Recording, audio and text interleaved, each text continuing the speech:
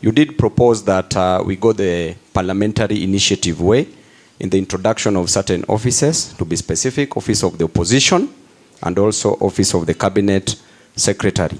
So my question is, the moment the opposition is strengthened, and we know what happens in Parliament, especially after elections, the moment these offices are strengthened and they are being financed by the government, especially the Office of the Opposition, then what happens in such a situation where the Parliament will want to come and amend, bring an amendment to the same? Won't we be interfering so much with this office and watering down its powers? And it might end up being even scrapped off again.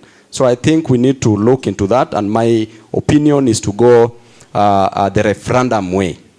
When it comes to the finance bill, Professor, you know very well that Kenyans are suffering because of the high cost of living. And every year, with the increment of the taxes, leads to serious increment of expenditures without an increment in income in the pockets of common wananchi.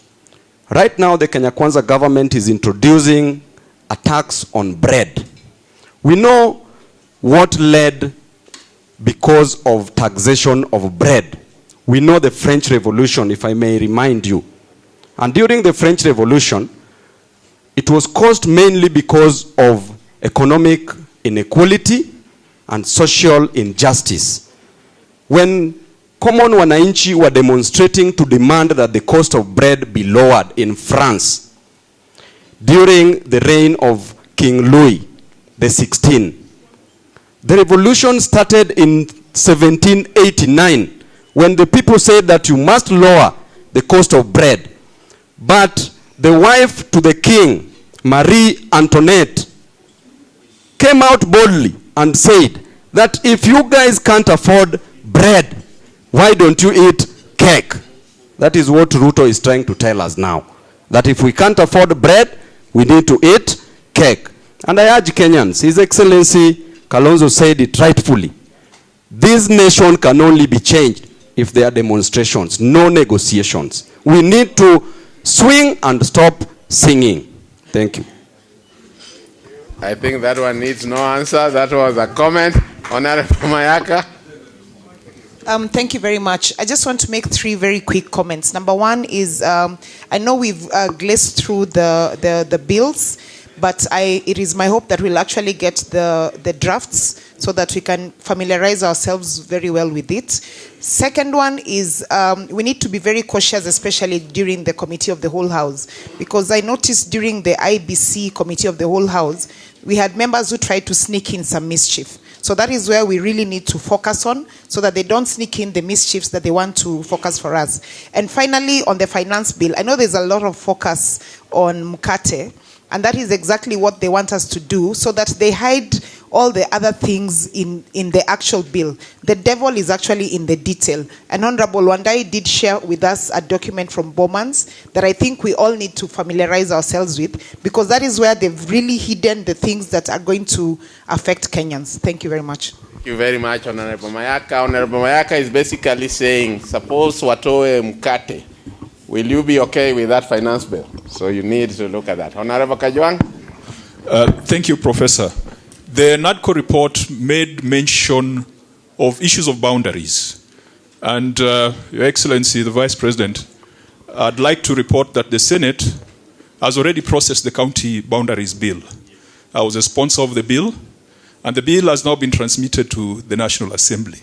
And I'd like to request Honorable Wandai that when the bill comes before the National Assembly, it be given priority.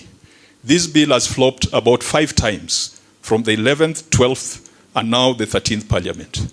And I also request, if you could appoint a co-sponsor, because we changed the standing orders.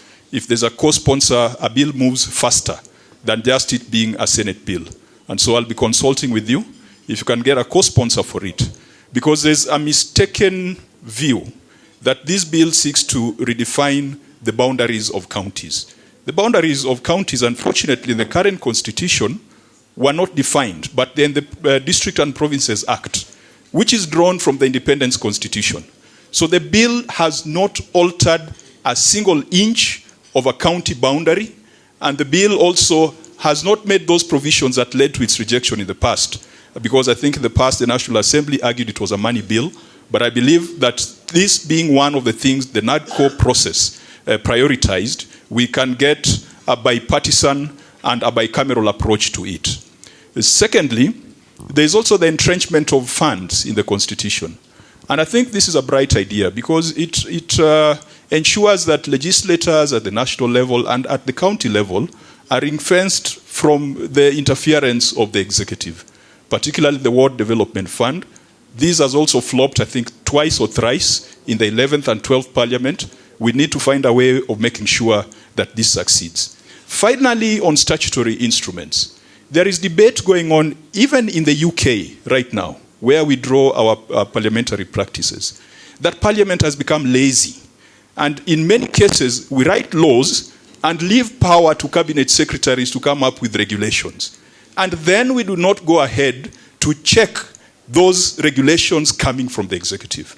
I wish we could align the amendments to the Statutory Instruments Act by amending Clause 12 and putting it in statute that the delegated legislation committees of Parliament shall be chaired by persons who are not in parties that form government. Because right now it is absurd that in the Senate the person who chairs the delegated legislation committee is a member of government.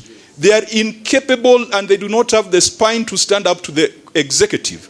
And a lot of delegated legislation takes effect due to lack of consideration.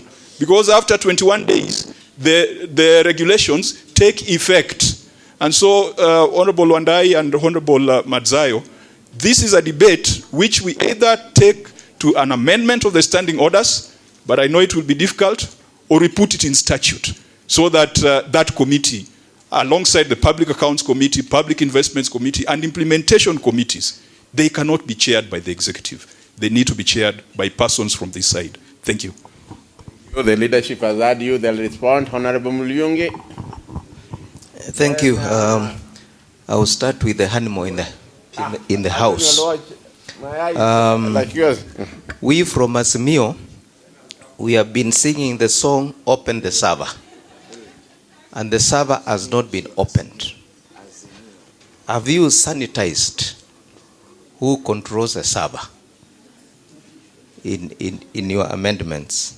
Number two, on the matter raised by Senator Keo on IBC, where the chair and the vice chair cannot come from the same political party, I propose that the same applies to the political party's regulatory authority, so that the chair and the vice chair will not come from the same party or coalition. Finally, on the matter of defections, I wanted clarification on working with the other side, because I've seen a situation whereby even a nominated member of Parliament from Azimio is working with the government. How do you deal with that kind of a situation? Thank you. Same way of the registration. We go to Honorable Anthony Oluoch, then Senator Umtata, then Senator Faki, then Honorable Fatuma, then the whip, then Ososi. Thank you. I just